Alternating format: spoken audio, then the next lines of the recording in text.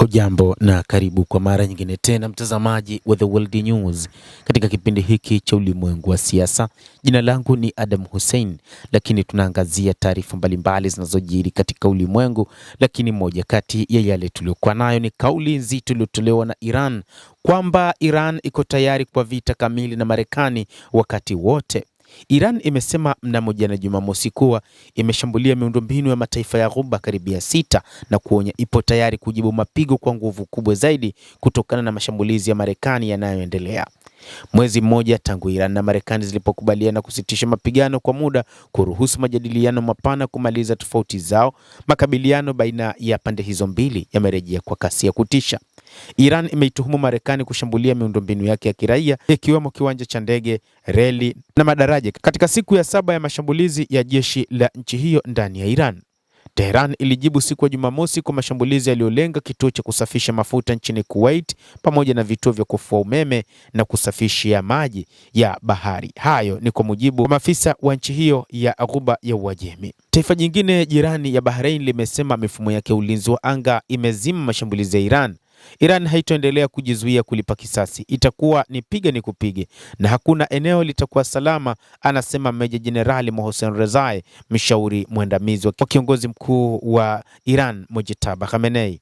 Afisa huyo wa jeshi amesema Tehran itaanzisha tena mashambulizi kamili ya kujilinda iwapo hujuma za Marekani zitaendelea kwa siku 2 au 3 zaidi. Hata hivyo, Kuwait imeituhumu Tehran kwa kushambulia maeneo ya kiraia na miundombinu muhimu baada ya kukilenga kituo kimoja cha kufua umeme kilicholazimika kufungwa kwa muda. Hilo lilikuwa shambulizi la pili katika kituo hicho cha umeme cha nchini Kuwait, ambapo shambulizi la kwanza lilikuwa ni siku ya Ijumaa, limesababisha moto na uharibifu, na Iran pia imevilenga vituo muhimu vya kusafisha maji ya baridi ili kutumiwa majumbani. Nchini Bahrain, mshirika mwingine wa Marekani katika eneo la Ghuba, jeshi la Iran lilisema limeshambulia kambi ya jeshi la anga inayotumiwa na Marekani. Taarifa hizo zimetolewa na televisheni ya taifa la Iran.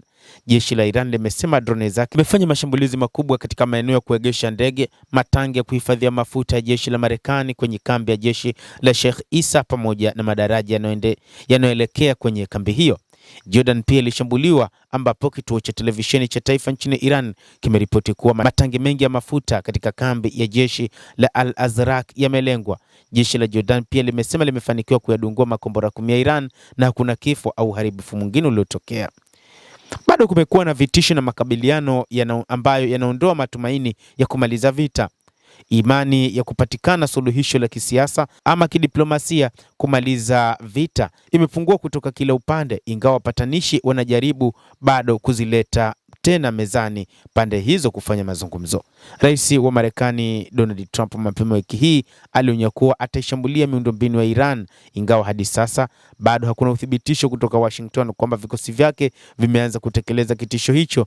Zaidi ni kushambuliwa kwa madaraja nchini Iran. Shirika la Iran IRNA limeripoti siku ya Jumamosi kwamba mashambulizi ya Marekani yamesababisha vifo vya watu 3 na kujeruhi wengine 8 kwenye mkoa wa kusini wa Hormozgan.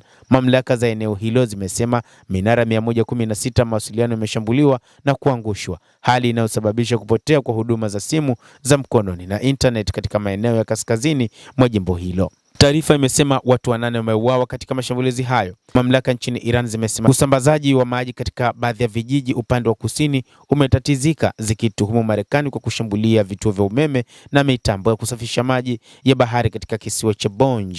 Wizara ya nishati ya Iran imehimiza raia kupunguza matumizi ya umeme na kuzima viyoyozi wakati wa mahitaji makubwa ya nishati hiyo, kuepusha kuleta athari katika gridi ya taifa. Wizara ya afya imesema siku ya Ijumaa hadi sasa watu 50 wameuawa tangu kurejea tena kwa mapigano zaidi ya wiki moja iliyopita, huku wengine 500 wakijeruhiwa.